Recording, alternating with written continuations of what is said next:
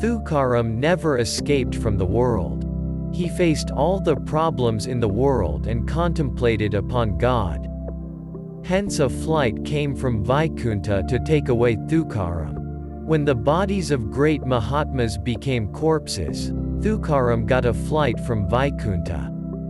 Such was the strength of Thukaram's good deeds. Thukaram invited his wife to accompany him to Vaikunta. Though his wife beat him throughout his life, Thukaram still invited her. That's why he got a flight from Vaikunta. However, Thukaram's wife thinks Vaikunta is a village and refuses to accompany him. It was God's will that Thukaram alone should go to Vaikunta and not his wife, as she did not deserve the same. आवले, मी तुला खरंच सांगतो, तूही चल माझ्या बरोबर वैकुंठाला. घर दार गुरं ढोरं सगळ्यांची आशा सोडून दे. चांगलं सांगतायसा. मी बी तुमच्या संग नाचायला लागलो तर साऱ्या संसाराचा हावळाच होईल. मी नाही येणार.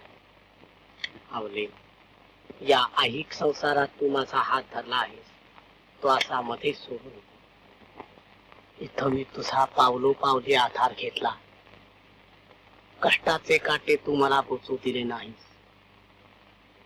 संसारिक आपत्तीशी तू झगडलीस आणि सर्व आयुष्यभर मला परमार्थ साधू दिलास.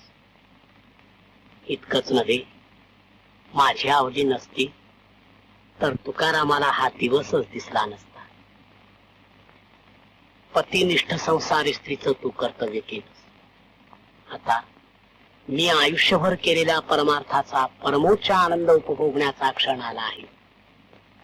अशा वेळी तुला बरोबर नेणं ही माझं कर्तव्य आहे. आवले, चलच तू. तो आनंद आपण दोघही भोगूया. तिथल्या त्या चिरंतन आनंदाची तुला एकदा गोडी लागली म्हणजे इथला आनंद तुला विषासारखा वाटेल. तुम्ही म्हणतासा, पण मला नाही आनंद व्हायचा. तत काही घर आहे का माझी पोरं आहे ती. मीच तुम्हाला सांगते, उगीच वैकुंठ वैकुंठ करू नकोसा. समज, आता तुम्हाला बाहेर येण्याची चुटकी आली अजून म्हणून म्हणतायचं होय वैकुंठाला जातो वैकुंठाला जातो. जाता तर जावा आणि या लवकर हिंडून छान. आज मी बी खंडोबाला निवद केलाय. तुम्ही आल्या बघा पोरं जेवायला बसायची नाही. हा, लवकरच या. पांडुरंगा, तिला सुखी ठेव.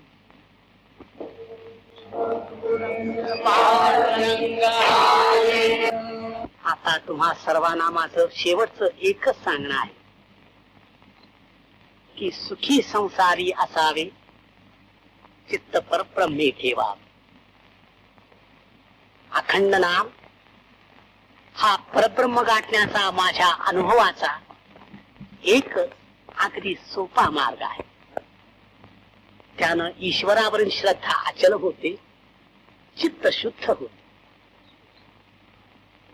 स्वैर संचारी मनाला ईश्वरी प्रेमाखेरीज कशानंही व्यसन घालता येत नाही. मनाच्या या प्रेममय अवस्थेला एकविध भाव म्हणतात.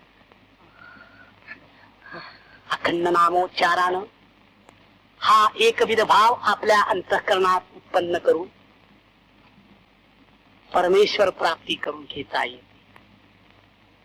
आणि मग मुखी नाम, हाती मोक्ष, ऐशी साक्ष बहुतांची. अवघे लाभ होती या चिंतने, नाम संकीर्तने गोविंदा.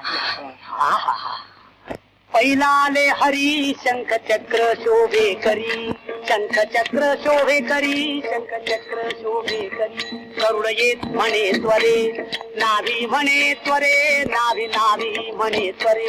मुकुट कुंडलांच्या दीप्ती तेजे लोपला गवस्ती, लोपला गवस्ती तेजे लोपला गवस्ती. मेघ श्याम वर्ण हरी मोठी डोळस सादिरी, डोळस सादिरी मोठी डोळस सादिरी. चतुर्भुज उलती, गळा माळ हे रुळती, गळा माळ हे रुळती. पितांबर झळके कैसा उजळल्या दाही दिशा उजळल्या दाही दिशा उजळल्या दाही दिशा तुका झाला से संतुष्ट घरा आले वैकुंठ पीठ आले वैकुंठ पीठ घरा आले वैकुंठ पीठ पांडुरंग हरी जय जय पांडुरंग हरी जय जय पांडुरंग हरी जय जय पांडुरंग हरी जय जय पांडुरंग हरी.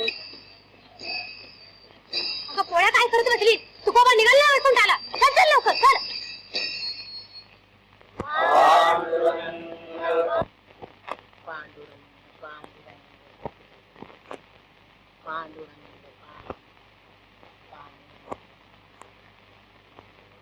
आम्ही जातो आमच्या गावा आमचा राम राम जावा राम राम जावा आमचा राम राम जावा आम्ही जातो आमच्या गावा आमचा राम राम जावा राम राम जावा आमचा राम राम जावा तुमची आमची हेची भेटी ये दुनिया जन्मती ये दुनिया जन्मती ये दुनिया जन्मती आता असो द्यावी दया तुमच्या लागत से पाया